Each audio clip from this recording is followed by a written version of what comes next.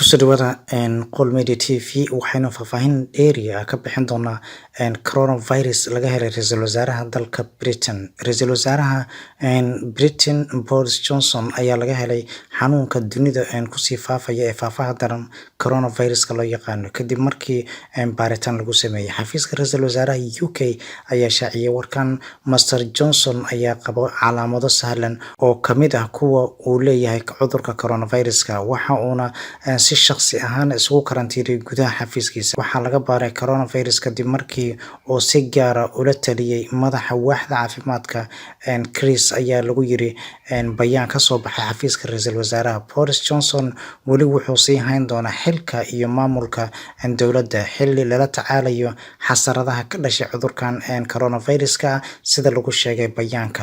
Bartiisa Twitter-ka ayuu Master Johnson ku yiri 24 saac ee la soo dhaafay waxaan isku arkay calaamado aan xoog badnayn, waxaana iska baaraya Karoona Feyrus. Hadda waan iskarantiilay, laakiin waan sii wadi doonaa in aan dowladda ku hogaamiyo dagaalka ay kula jirto fayraskan aniga oo shirarka uga qayb gali doono muuqaal ahaan.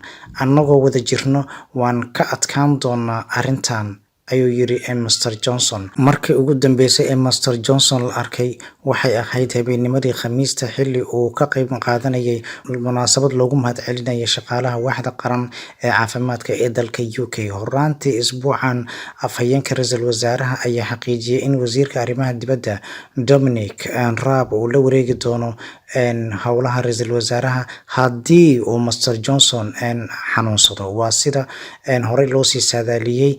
Lama oga in Master Johnson uu weli la sii noolaan doono xaaskiisa oo hadda dhowr bilood oo uur u leh. Haweenka uurka leh ayaa lagula taliyay inay aad uga taxadaraan xaaladahan noocan oo kala ah ayna yareeyaan la kulanka dadka ilaa 12 asbuuc. Warkan ku saabsan Karoona Feyruska ee laga helay Boris Johnson ayaa yimid xilli amiirka Wales sidoo kale horaantii isbuucan laga helay fayraskan. Amiirka oo 71 jir ah ayaa lagu arkay calaamado sahlan, laakiin sidiisa kale caafimaadkiisu waa mid buuxa sida uu sheegay afhayeen u hadlay. Waxaa jira in ka badan 11,600 oo qof oo la xaqiijiyay inuu Karoona Feyruska kula dhacay dalka UK, halka 578 ruuxna ay u geeriyoodeen. Halkan kala socoteen waa Qool Media Tv.